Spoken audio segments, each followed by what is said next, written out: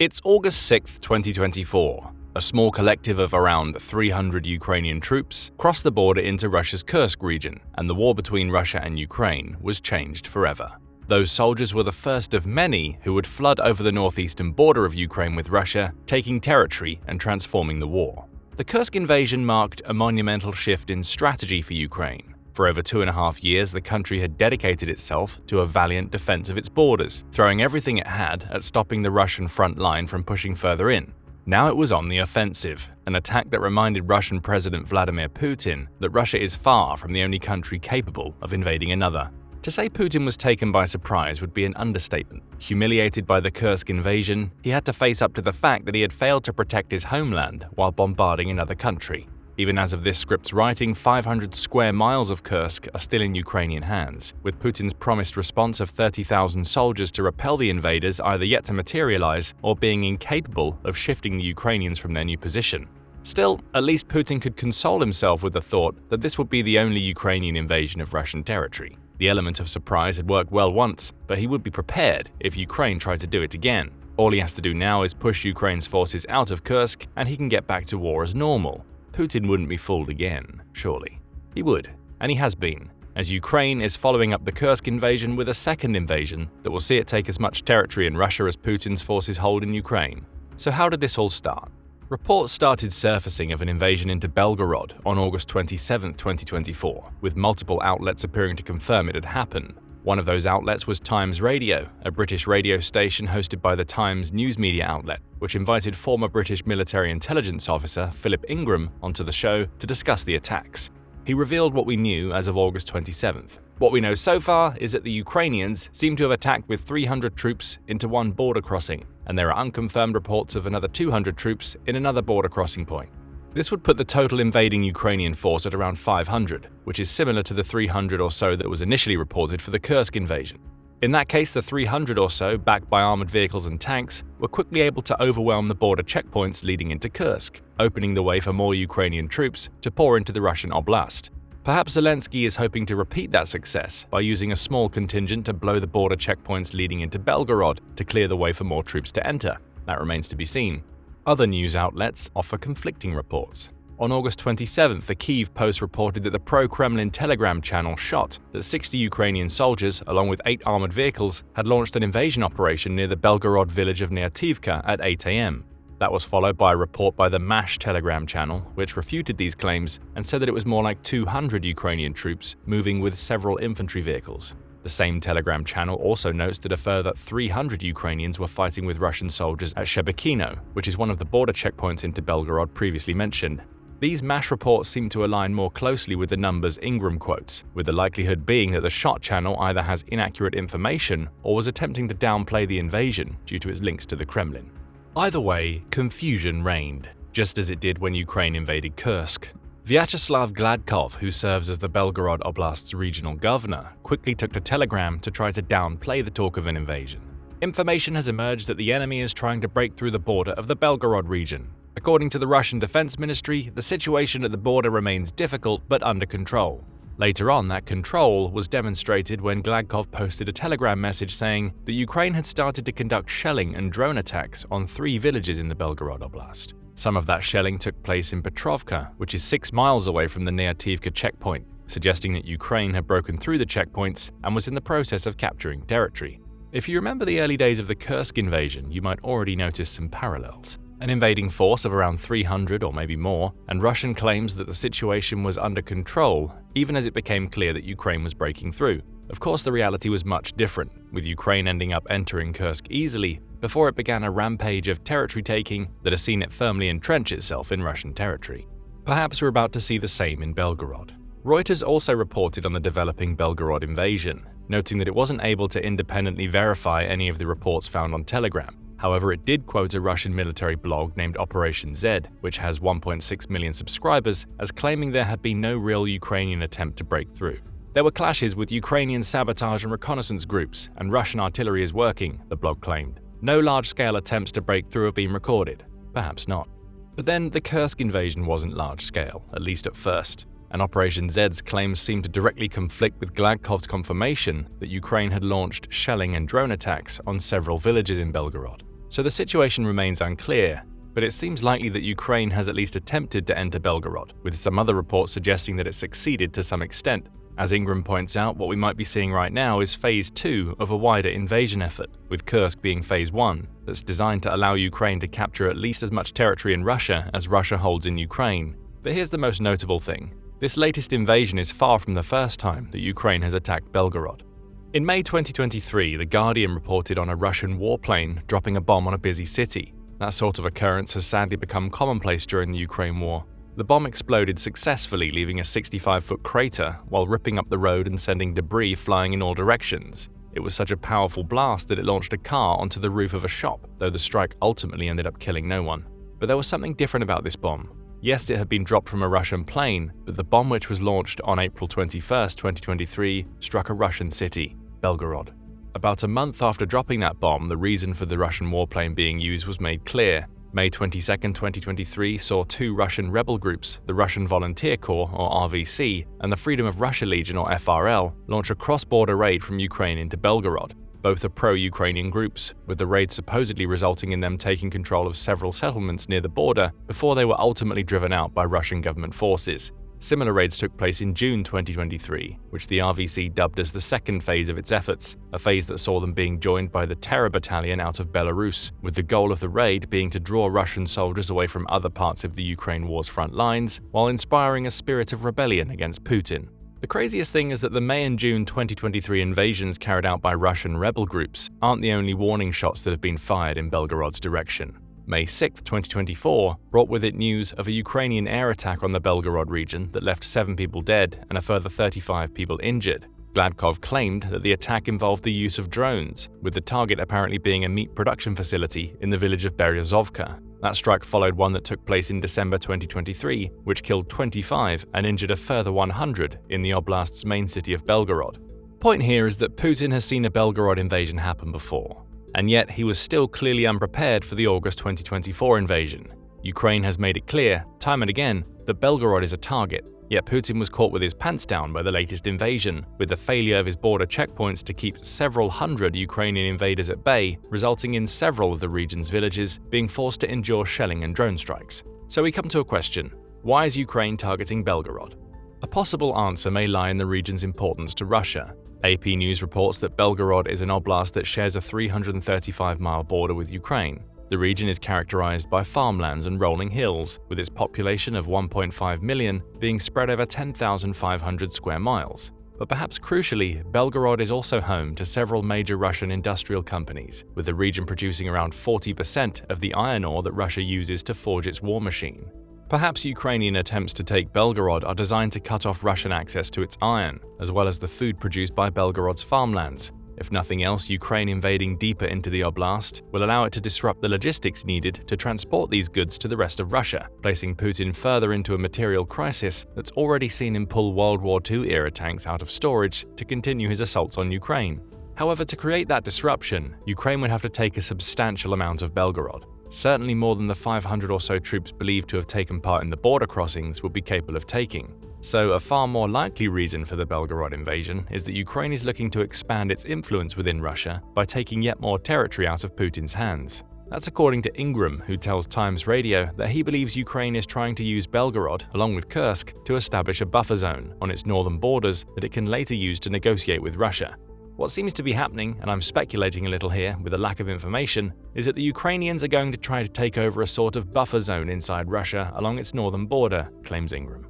That buffer zone will ideally equate to the same amount of territory Russia holds in Ukraine. Ukrainian President Volodymyr Zelensky's forces are already making good progress in that regard. As of September 4, 2024, Ukraine holds around 386 square miles of territory inside Kursk. There are no reports yet of how much territory it's taken in Belgorod, though the fact that it's launched several attacks on villages 6 miles away from near Tivka suggests that the number may be close to 400 square miles. Let's compare that to Russia's territorial gains in Ukraine. Following his initial failed attempt to take Kyiv in a smash-and-grab raid, after which his forces were pushed back substantially, Putin has settled into waging a war of attrition. Territorial gains have been slow, but they have come, albeit on the back of a meat grinder that's seen Russia lose over 620,000 soldiers, according to Ukraine's Ministry of Finance. 2.5 years of fighting has seen Russia take control of around 18% of Ukraine, which amounts to nearly 42,000 square miles.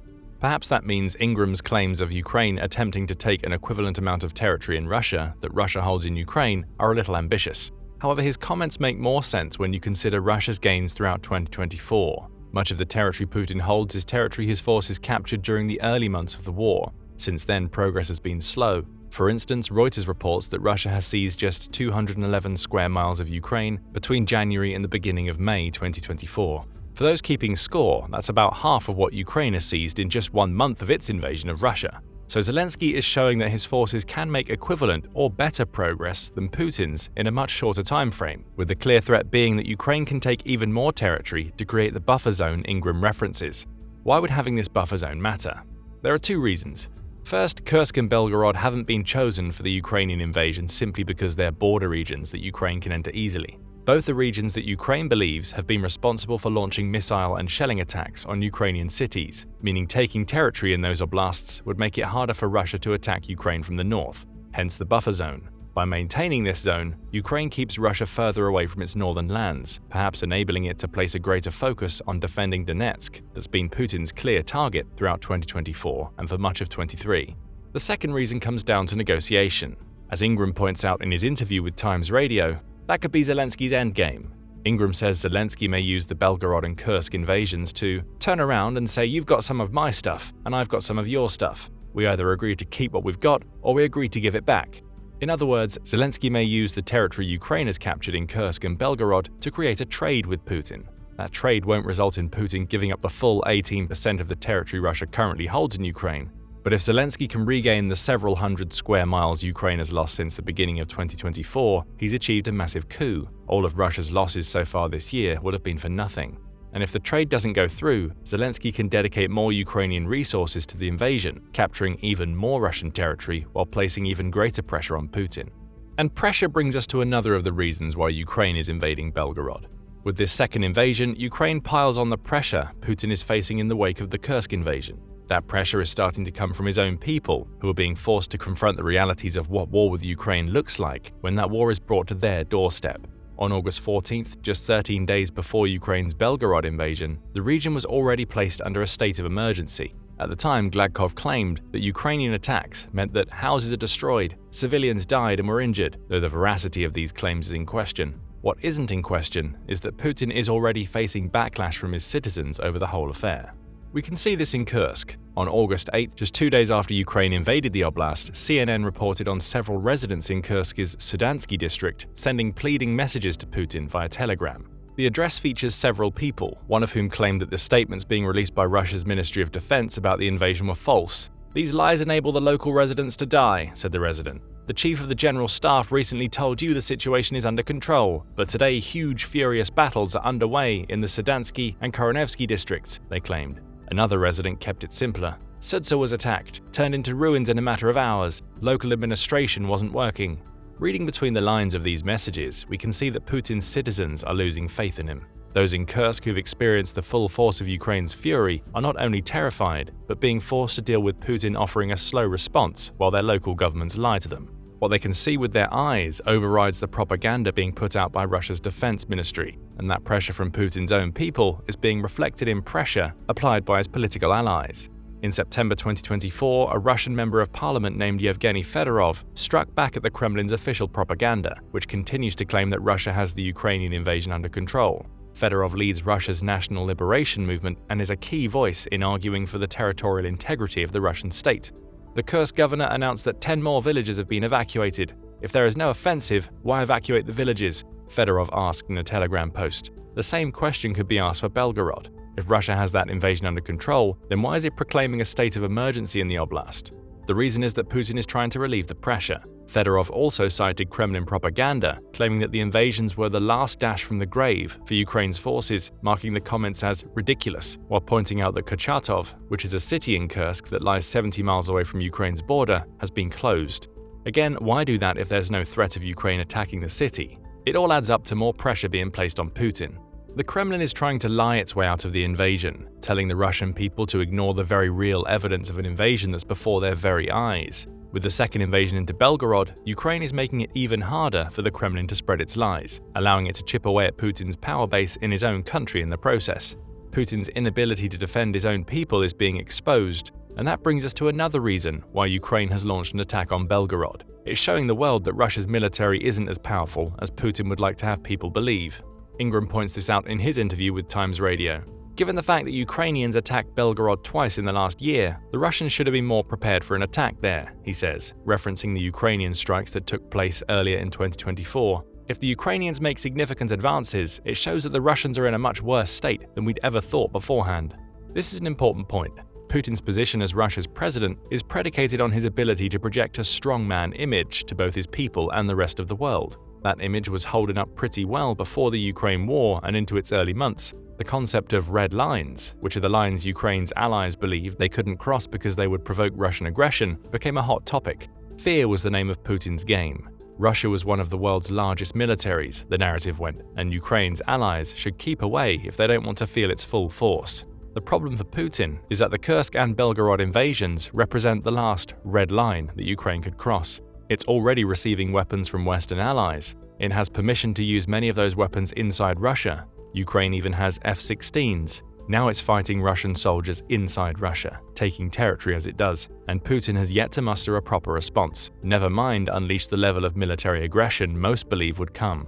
Now the red lines have shifted once again. Russia, and Putin by proxy, is still trying to position itself as a major threat. As recently as September 4th, Russia's Foreign Minister Sergei Lavrov told reporters that the US has found itself being egged on by Zelensky, that they should understand they are joking about red lines here. They shouldn't joke about our red lines.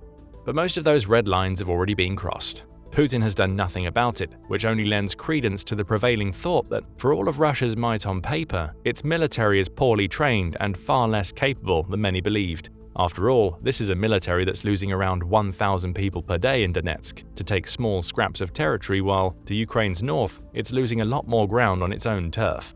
And that brings us to another reason that Ukraine has launched its Belgorod invasion. It gives Putin something to think about. That was one of the main reasons behind the Kursk invasion after all. Putin has diverted at least 30,000 troops to that region in an effort to get rid of the Ukrainian invaders. The number may even be as high as 60,000, according to Zelensky, who told NBC News at the beginning of September that the idea and one of the goals of the Kursk Oblast operation was diverting Russian troops to their territory. The Belgorod invasion likely has similar goals. Zelensky is stretching the front lines of the war, pulling them into Russian territory to relieve the pressure his forces are feeling in Donetsk. Whether that strategy is going to work remains to be seen. But if nothing else, the Belgorod invasion gives Putin yet another thing to think about while he's still struggling to deal with the Kursk invasion. He now has to fight Ukrainians in 2 Russian territories, forcing changes in strategy that he didn't want to make. And all of this brings us to the final reason Ukraine launched the Belgorod invasion. By moving into Russian territory, Zelensky has snatched the initiative of the Ukraine war out of Putin's hands. That's according to Ingram, who noted the initiative issue when referring to a series of missile and drone strikes that killed 4 people during Ukraine's Independence Day on August 24th. Ingram says that part of the reason for launching those attacks was for Putin to try and say to the Russian people and his international supporters that he still has the initiative when, in reality, he doesn't, because the Ukrainians have regained it via their attacks in Kursk and elsewhere. For perhaps the first time since the Ukraine war began, Putin has been forced into a reactive mode, where he's trying to deal with Ukrainian attacks rather than being the aggressor. You could argue that he entered that mode during the failed Ukrainian counteroffensive in 2023, though the key difference there comes in advanced warning. Putin knew the counteroffensive was being planned. He had months to prepare as a result, but he had no idea that Kursk was coming, and now, with Belgorod being invaded, he's been caught off guard again. Even as Russia continues to bombard Donetsk, it's Ukraine that holds more of the cards in this conflict. Still, there are issues that Ukraine has to consider going forward. Speaking to NBC News on September 3rd, Zelensky said that Ukraine plans to hold the territory it's taken in Kursk. "We don't need their land. We don't want to bring our Ukrainian way of life there," Zelensky said before saying, "For now we need it as part of his push toward a victory plan." You have to assume he will take the same approach to any land that Ukraine captures in Belgorod. The ongoing challenge for the Ukrainian army will lie in ensuring that it has enough soldiers in place to keep the territory it's taken. There's a possibility that Zelensky may stretch his own forces too thin while attempting to force Putin to do the same. After all, Ingram believes that Ukraine has already reached its limit of exploitation within Russia, meaning it's reached the limit of the amount of territory it can take in Kursk and Belgorod with the number of soldiers it has in the country. To take more, Zelensky will have to send additional troops. He'll also need to replenish the numbers of those lost to Russian counteroffensives. Given that Russia is still trying to progress in Donetsk, that could place Ukraine in the dangerous position of trying to hold Kursk and Belgorod while it's losing land elsewhere. Still, for now at least, Putin has once again been left with egg on his face. The Kursk invasion showed that Russia's military was woefully unprepared for the mere concept of Ukraine launching an attack on Russian territory. With Belgorod, Ukraine has not only wrested the initiative further out of Putin's hands, but it has shown his inability to adapt. Putin was caught unaware for a second time. Will there be a third, a fourth? How many times will the Russian people put up with a leader who has repeatedly shown that he has no plan in place to defend them against the consequences of his own aggression?